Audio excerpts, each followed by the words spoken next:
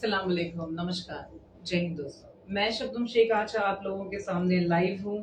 बिना किसी नोटिफिकेशन के जरूर ऐसी कोई बात होगी जिसमें मुझे बोलना जरूरी है और मेरे साथ कोई बैठा है जिससे अपनी जिंदगी के बारे में आप लोगों से कोई बात शेयर करनी है। मैं चाहती हूँ बेटा आप बताओ, अपना नाम बताओ, शुरू करो। अस्सलाम वालेकुम, मेरा नाम गुलनाज शेख है। मैं 23 ईयर्स की हूँ। मेरी शादी 9 जून को हुई है और मुझे बहुत टॉर्चर कर रहे हैं मेरे हस्बैंड दहेज के लिए, और घर में बंद करते हैं, बंद करके रखते हैं, मुझे खाने नहीं देते दिन भर। कितने दिन रही हो आप हस्बैंड के साथ? बस 4 महीने। 4 महीने। 4 महीने में आपको कितनी बार मारा उसने? मारा 2-3 बार है। एक बार पी के और एक बार गुजरात लेके गए, वहाँ भी मारा। दरवाज़ा बंद करके, किसी को पता नहीं चला।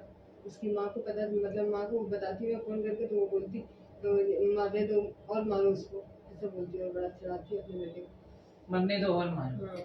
तुमने अपनी माँ को बताया ये सब हाँ, कुछ? बहुत आपने क्या किया? इसको इतना मार रहा था इसका पति तो? हमने कुछ अभी मतलब उसके पहले तो शादी की जैसे 3 दिन के बाद वलीमे में जब मेरी लड़की को मार लगा तभी मैं समझ गई कि वो लोग अच्छे से नहीं रखेंगे। शादी के 3 दिन के अंदर मारा? दूसरे दिन उसकी ननद मारी, वो आदमी नहीं मारा, उसकी ननद लोग मारी, तीनों मिलके। हमको भी मारी है और मेरी छोटी वाली लड़की को भी। जब मेरा पूरा परिवार आ गया तब 12 बजे रात में तो मैं पुलिस स्टेशन जाने लगी तो मेरा दामाद आके हाथ पर मेरा जोड़ लिया कि नहीं मेरी बहन नशेबाज, ये नशा किया है, इसके लिए तुम ऐसा कर। तुम्हारी ननद नशा करती हाँ, है? क्या नशा करती है? वो नाम दिया कि मतलब नशा किया, कोई क्या नशा किया वो नहीं बताया। तो मेरी बहन को माफ कर दो और मैं तुम्हारे साथ जाता हूँ। मेरे साथ मिली बलीमे में चला आया। जब आने के बाद मैं फिर अपनी लड़की को विदा नहीं करी, ऐसा कॉन्टेक्ट हुआ तो फिर वो लोग 10 आदमी को मानपुर से लेके आई, मेरी ननद। तो हाथ पर जोड़ी, बोली ऐसा आज के बाद से नहीं होगा। एक मिनट, आपने अपनी ननद के बेटे से इसकी शादी कराई? पहले ओके ओके। आपने ननद से करवाने के बाद में सगी ननद है? मतलब बाप एक ही हुआ, बाकी सास दो हुई। सास दो, और आपने उससे शादी कराई। दोस्तों मैं इस छोटी सी बच्ची के बारे में आपको बताऊं कि इसकी उम्र महज 23 साल है। इसी साल इसकी शादी हुई है जून में, और इनकी मम्मी ने ऐसा लड़का चुन के इसे दिया। अरेंज मैरिज है? हाँ। आपकी पसंद से भी शादी? नहीं। बिल्कुल नहीं। अभी 23 साल की लड़की ये मुझे बताती है, मैंने इससे पूछा तुम मुझसे क्या चाहती हो? 15 अक्टूबर को मैंने इसका केस फाइल किया है। मैं इसके पति आलम जबीर खान और उसकी पूरी फैमिली को बता दूं कि आपके खिलाफ मैंने सबमिशन फाइल किया है फॉर FIR। आपको लगता है कि आप किसी के भी घर की लड़की लेकर आके उसे दरवाजा बंद करके मार सकते हैं? किस तरह मारता था आपका हस्बैंड? मेरा गला भी दबाया उसने, और इतना मारा, एक रात में भी 5 बार थप्पड़ मारा मुझे यहाँ पे। मारने के बाद मुझे बुखार चढ़ गया और फिर सुबह हो गई, फिर मारा 2-3 थप्पड़। मार क्यों रहा था? क्या चाहिए था उसको? वही नथ, मतलब नथ दिया था ना, उन लोग उधर से नथ दिए थे पहनने के लिए मुझे शादी में। वही नथ वापस मांग रही थी। जेवर मेरा केस क्यों नहीं लेके आई? तो तुम नथ मम्मी के घर पे छोड़ के गई थी? हाँ, हमारे पास तो तुम्हें पता नहीं चल गया कि नथ अगर छूट गई तो इतना मार रहा है? तो मेरे को पता चला तो मैं गुजरात गई ना, उसी दिन गई। फिर उधर कंप्लेंट भी डाली गुजरात का पेपर भी पकड़ा भी। तो पुलिस ने बुलाया था तो आया था? बुलाया, बस मारा नहीं, वो अपनी मर्जी से आया ना। फोन करने के बाद तो उसको पकड़ के लाया। तो मतलब इसका पति जो है हैबिचुअल है क्राइम करने के लिए। हाँ। ये लड़की ईयर 2001 की पैदाइश है। इतने छोटे बच्चों की जिंदगी माँ बाप खराब कर रहे हैं अपनी पसंद के हिसाब से। ये निकाहनामा आज की तारीख में मुसलमान लड़कों के लिए एक पैटर्न हो गया है। दाखिल है गुलनाज की शादी का कार्ड। मैं क्यों दिखा रही हूँ आप लोगों को, मैं इसका मकसद बताती हूँ कि आज मैं निकाहनामा और शादी का कार्ड क्यों बता रही हूँ।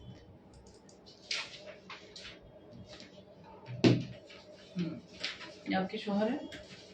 हाँ। आपको दिखा सकते हैं। यही आपको मारता था? हाँ। फोटो में आप हैं? नहीं, मैं नहीं हूँ। कौन है ये फोटो में? ये दूसरी लड़की है जिनसे अफेयर चल रहा होगा 7 साल से। धोखा भी दिया 7 साल से। ओके। और हमें पता नहीं था एक शुरू से। ये लो थोड़ा इलाज करता हुआ फोटो दिखाइए फैसल। यस लीजिए। ये फोटो में साथ में ये लड़की नहीं है, वो कोई और है। तो जिससे अफेयर चल रहा था उससे उसके माँ बाप ने शादी क्यों नहीं करवा दी? इसकी लाइफ क्यों खराब की? नहीं कराई, वो इससे तो दुख है ना, वही बात का कि वो मेरे से पैसे का लालची 1.5 लाख रुपए कैश लिए, घर बनाई है हमारे पैसे से। क्या आपने 1.5 लाख रुपए कैश दिया है? हाँ। भाइयों बहनों जरा प्लीज तवज्जो दीजिए बात पे। ये मैडम ने अपनी बेटी की शादी करने के लिए 1.5 लाख रुपए कैश दिया है। 1.5 लाख रुपए कैश और कितना लाख? पूरा दहेज, मतलब समझो कितना? टोटल 7 लाख रुपए खर्चा हुआ हमारा। 7 लाख रुपए खर्चा करके अपनी बेटी को एक नथ के लिए कुत्ते की तरह मार खिलवाया तुम्हारी पसंद ने।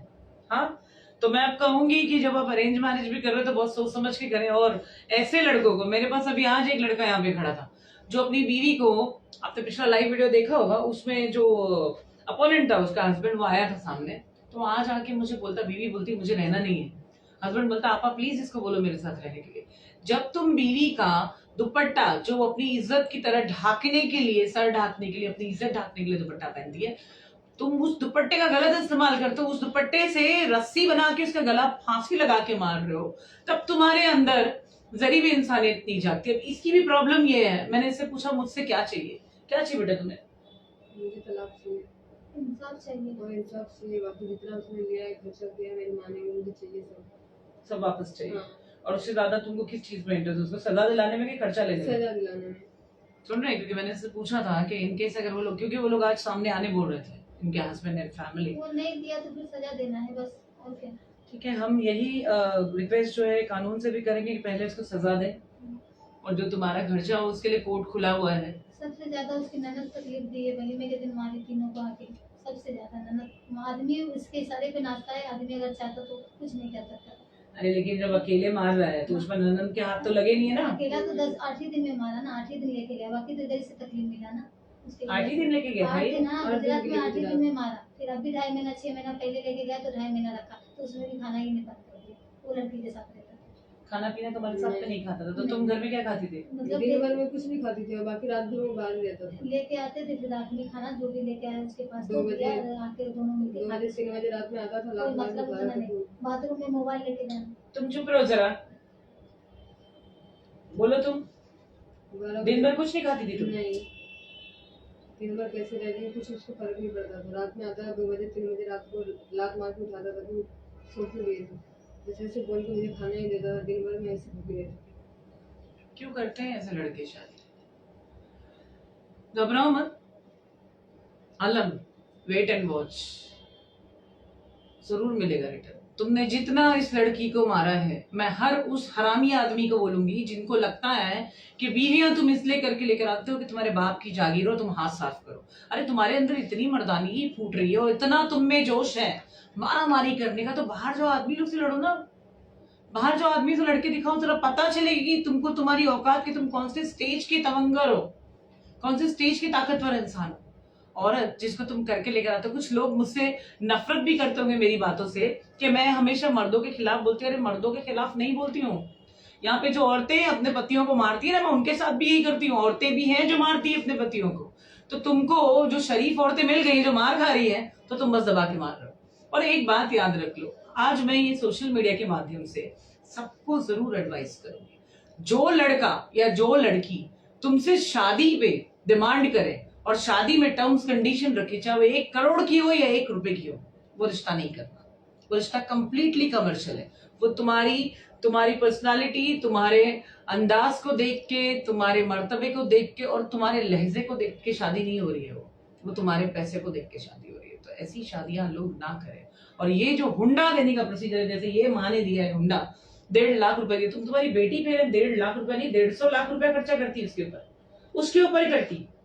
हमसे गलती हो गया, हाँ, उसके ऊपर करती कि वो किसी की मार ना खाए, वो किसी की मार ना खाने की आदत रखती ना, तो आज वो इस तरह आधी इसकी फोटो, और अभी इसको देख लो, वो आधी गल के बची है। बोल रही है उसकी सास की बीमारी है, बीमारी वाली को ऐसे में करके लेके आ गए। सांस को, उसकी सांस को ना जरा प्रॉपर है ना, चक्की के क्या बोलते हैं, चक्की पीसने का, वो आटा, वो प्रोसीजर जरूर फील कराने का। जो चुड़ैल सांसें है ना, जिनको लगता है कि सांस होना तुम्हारे बाप की जागीर है, तुमको एक नया ऊपर वाले ने क्रेडिट दिया है कि तुम सांस बने हो, तो तुमको जिसके ऊपर जुल्म करना है करो, और तुम्हारी कोई पूछताछ नहीं। ऐसा कुछ नहीं है, ऐसा कुछ भी नहीं है। कानून अभी जिंदा है, कोई देर नहीं हुई है, कोई देर नहीं हुई, लड़की जिंदा है। आज एक मैटर है जिसमें लड़की मर चुकी है, लड़की की बहनें केस लेकर आए। Isn't it sign? क्योंकि वॉयलेंस जब होता है सही टाइम पे, लड़की को इतना मारा गया कि लड़की को ब्रेन ट्यूमर हो और दिमाग की नस फट के लड़की मरी। यस, मैं लड़कियों की बात कर रही हूँ।